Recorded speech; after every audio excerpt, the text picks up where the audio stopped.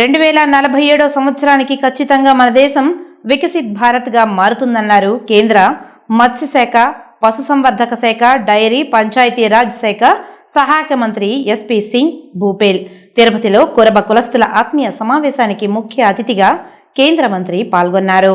ఈ సందర్భంగా కేంద్ర మంత్రిని కురబ కులస్తులు ఘనంగా సన్మానించారు. అనంతరం కేంద్ర మంత్రి ఎస్పీ సింగ్ భూపేల్ పాత్రికేయులతో మాట్లాడుతూ, ప్రధానమంత్రి నరేంద్ర మోదీ చెప్తున్నట్లుగా భారతదేశం వికసిత్ భారత్ వైపు పయనిస్తుందని అన్నారు. వేగవంతమైన, అద్భుతమైన సుపరిపాలనను నరేంద్ర మోదీ దేశ ప్రజలకు అందిస్తున్నట్లు తెలిపారు.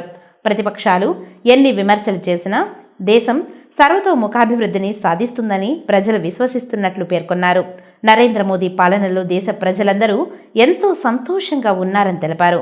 ఈ కార్యక్రమానికి రాష్ట్ర కురవ నాయకులు పాల్గొన్నారు. జబ్బల శ్రీనివాసులు ఈ కార్యక్రమానికి అధ్యక్షత వహించారు. ఈ కార్యక్రమంలో SP Singh Bhupel, Revanna ex minister Karnataka, R Krishnaiah Rajya Sabha సభ్యుడు, Basavaraj member of parliament Karnataka, Bhai Babu Desai Rajya Sabha member Gujarat, Reddy Kumar Mangireddappa, Gundluru Srinivasulu, Royya Malli తదితరులు పాల్గొన్నారు. వాళ్ళకి పెళ్లి స్టేషన్ కోసం ఇండియా వైడ్ అందరినీ తిరిగి ఒక చోటికి రావడం చాలా గొప్ప శుభపరిణామం. దట్టు కలియుగ వెంకటేశ్వర స్వామి సన్నిధిలో వీరికి సన్మానం చేయడం గొప్ప అవకాశం అని చెప్పి భావిస్తున్నాను.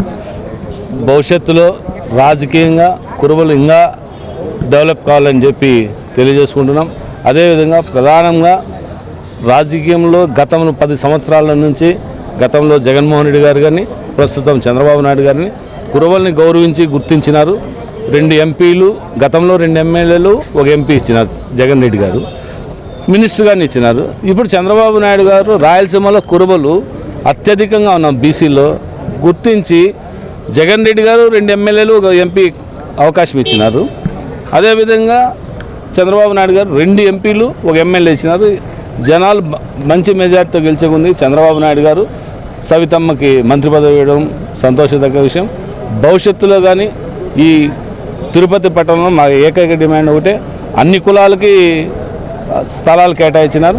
కురుబ కులాన్ని కానీ కేటాయిస్తే దేశంలో ఉండేవాళ్ళు పిలిగ్రిమ్ సెంటర్ ఉన్నాయి కాబట్టి దర్శనాలకు వచ్చేవాళ్ళు ఇబ్బంది లేకుండా మా సొంత నిధులు పెట్టి మీరు జాగా అవకాశం ఇస్తే ప్రభుత్వం తప్పకుండా దాన్ని కనక భవనం, కనక హాస్టల్ ఏర్పాటు చేద్దామని మీ ద్వారా తెలియజేసుకుంటూ